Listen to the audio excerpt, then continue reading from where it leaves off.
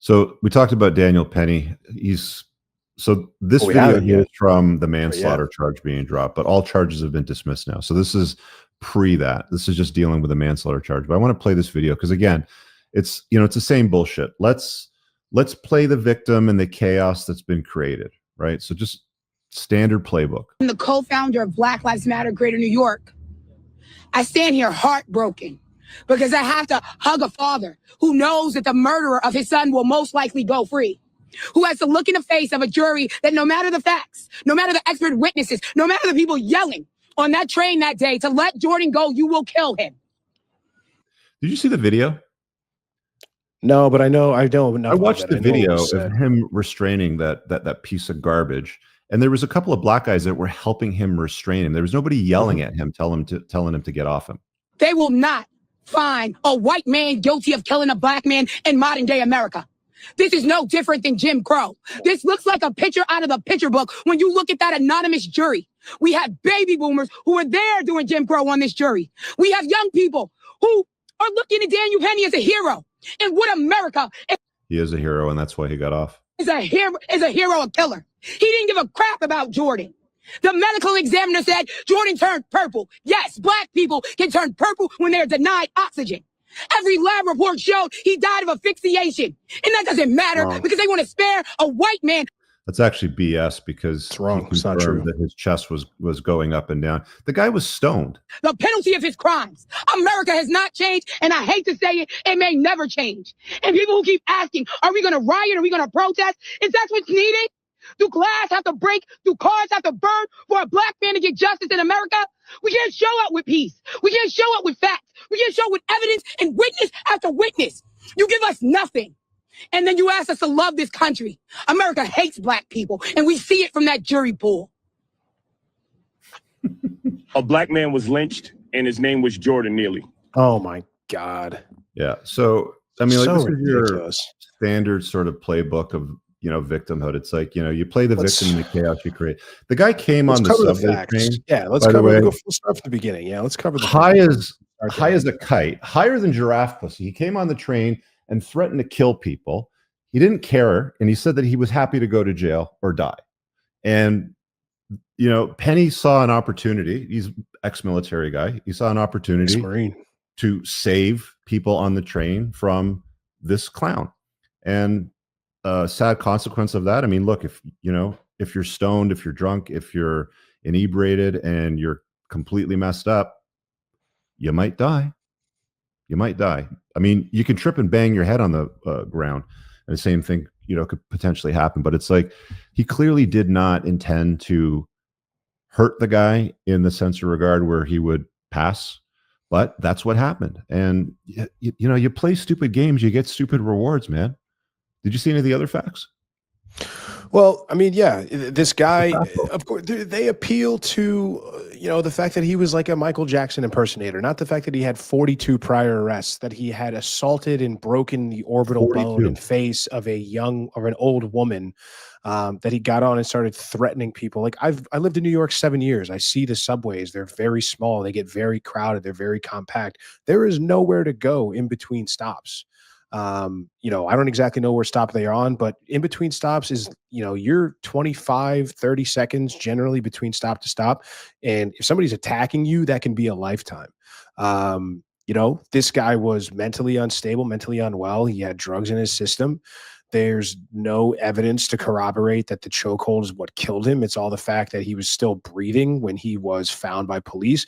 There's reports that the police didn't want to give him mouth to mouth because they were afraid of catching diseases or getting AIDS, which is a very, very real concern when you talk about somebody who's a derelict living in the subway. Mm-hmm. It's just another example. Like this should have never gone to trial. This should have never turned into what it did.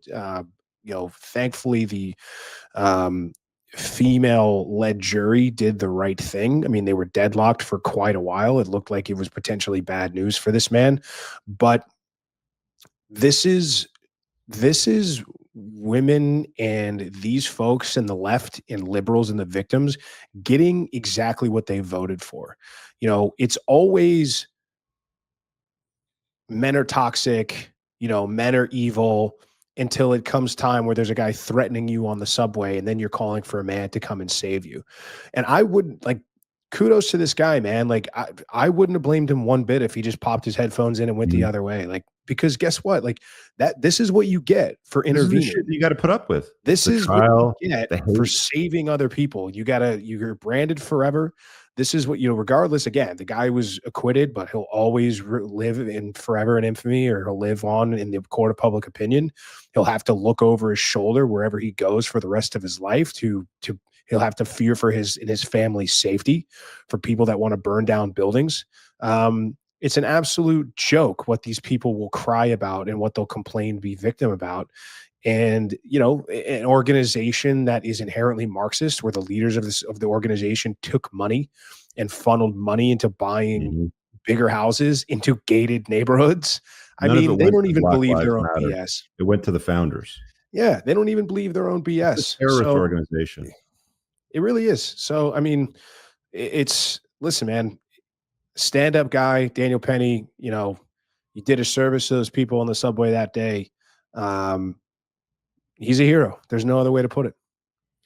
I don't think that any of this would have been a big deal if Daniel Penny was a black man and did the exact same thing, but it's only because he's a white dude, a handsome white dude too, by the way, that they made such a big stink about it.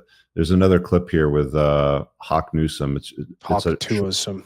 Yeah, Hawk Tuason, whatever the hell his name is, but shorter. But just listen to this rant now. We need some black vigilantes. That's right. People want to jump up and choke us and kill us for being loud. How about we do the same when they attempt to oppress us? Right. I'm tired. We need some black. Just shut the fuck up, basically, is what it boils down to. Yeah, it's just ridiculous. Unreal. Ridiculous. It's all so tiresome. You know what's good though? If there's no riots, then that means BLM is done. This is the last effort that they can possibly make, and they're done. If everybody just behaves, or I saw there was some efforts at the courthouse to try to create some havoc, and the police squashed it right away. They just took them all away, and they're like, no, we're not doing this. Yeah, we're not having anything to do with it. So if you don't see much going on as a result of this call to rioting and vigilantism and all this sort of stuff, BLM's done. People actually see what they're about now. What was that you put up on the screen? No, this is I mentioned this, but this is what the guy said. Like, this is 42 arrests, the rumor. Known psycho, warrant out for attacking a 67-year-old woman, diagnosed nuts case. Yeah. So what? Don't be a piece of shit then. How about that? Why aren't we holding the guy accountable for being a piece? Same thing with George Floyd. The guy was hopped up on like 4 different drugs. He's the kind of guy that would pull out a pistol and hold up a pregnant woman. Yeah, we're not buying it anymore, man. We're not buying this victim nonsense anymore. I really did not think it was going to go this way. I really thought they were going to get him on a lesser charge and he would spend time in prison and he was going to be in line for years and years of appeals. A New York female dominated jury. My God, I heard even that within the jury, and this is all speculation because they're trying to keep these identities of the jurors private, but I was hearing rumors that there were, activists on the jury, like homeless activists, right? So, but again, everybody's a homeless activist until it comes time to open up your door. Everybody wants to welcome refugees until it's time to house them and clothe them and feed them. It's all just nonsense virtue signaling. It's crazy. It's okay to say, you know what? That's not a guy that I want to ride the subway with. Somebody that's going to threaten people and say, I'll kill someone and I don't care about going to jail. That dude got exactly what he deserved. All right, guys, I really hope that you enjoyed that clip. If you want to check out the full-length podcast episode, you can find that right over here. Also, make sure you visit my website over here where you'll find my supplements, the opportunity to book me privately one-on-one for coaching, and most importantly, my new School of Unplugging, which you'll find on the courses tab. Newer to the channel, hit subscribe.